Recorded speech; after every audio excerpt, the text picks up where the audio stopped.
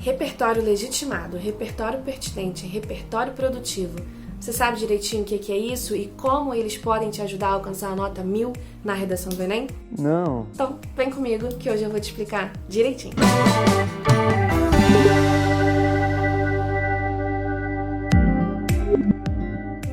Oi gente, professora Helena aqui.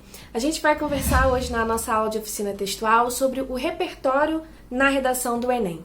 Então, vou te pedir já um voto de confiança, se inscreve logo aqui no canal, caso você ainda não seja inscrito, ativa as notificações, porque toda semana a gente tem vídeos excelentes aqui pra você, tanto aqui na terça-feira, na oficina textual, quanto na quinta-feira, em que você tem aula efetivamente de repertório cultural com a professora Sabrina Oliveira. Sou eu! Então fica aqui comigo pra gente poder entender o que é, quais são os tipos de repertório e como usar na nossa redação pra garantir a nota máxima, a nota 1000 lá no Enem. Então primeiro a gente precisa entender o que é repertório mesmo, né?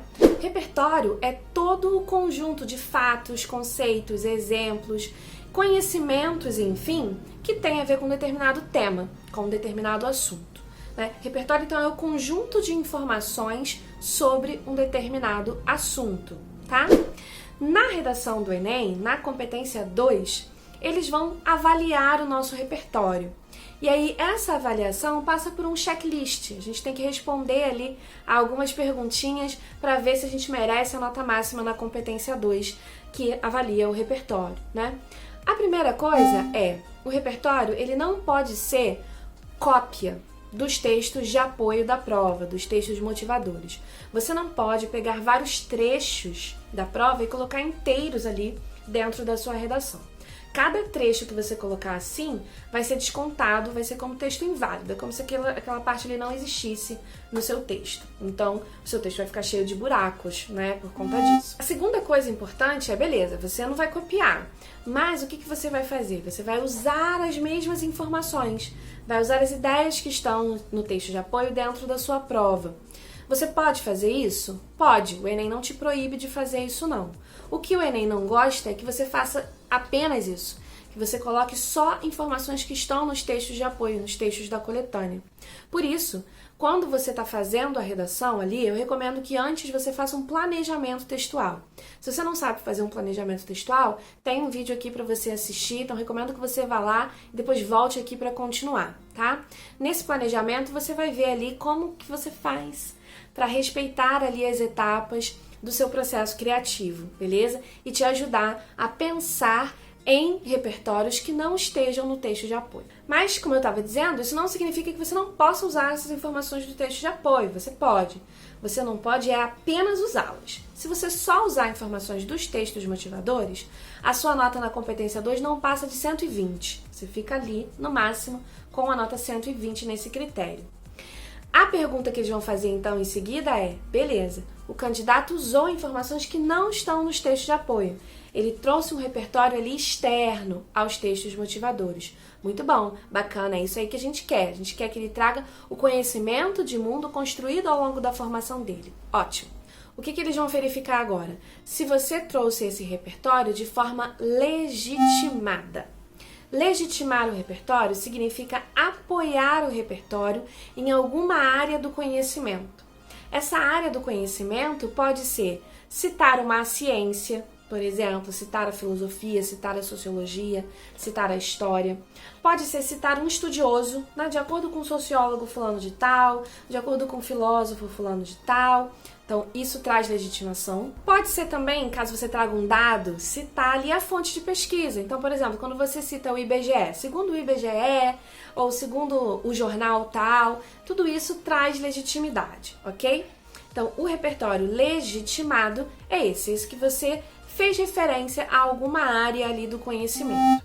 E aqui é interessante a gente notar uma coisa. Para o Enem, o chamado senso comum não é um problema muito grande, né?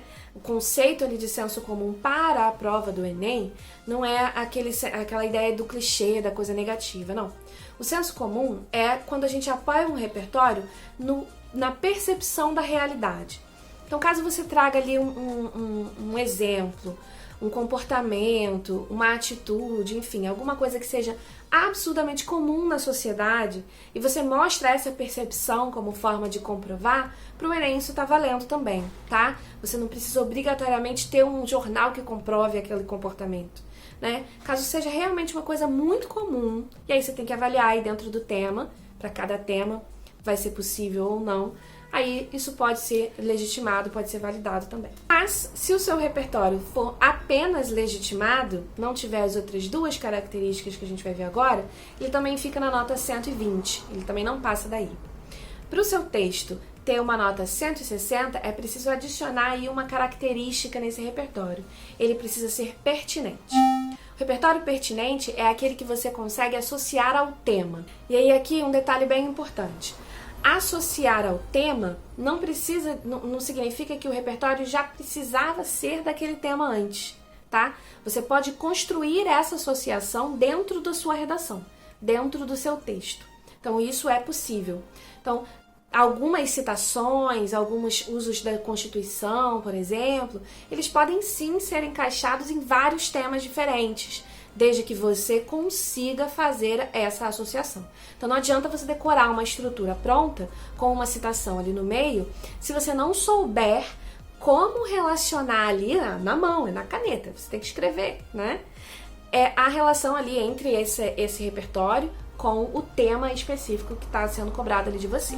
E por último, para a gente sair dessa nota 160 para a nota 200, o que a gente tem que fazer? O chamado uso produtivo.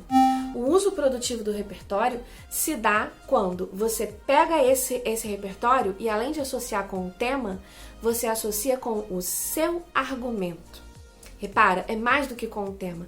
O argumento foi a ideia que você escolheu trabalhar sobre esse tema. Então, se você consegue associar o repertório ao argumento, aí a gente tem o chamado uso produtivo. Aí a gente tem a nota máxima na competência 2, no que diz respeito ao repertório, né? Tu tem que ter cumprido também as outras coisas aí da competência 2. Então, se tu não viu o nosso vídeo falando sobre a competência 2, corre lá pra ver, tá bom? Então é isso, gente. Espero que esse vídeo tenha te ajudado a entender direitinho aí o que é o repertório e como usar ele direitinho na sua redação.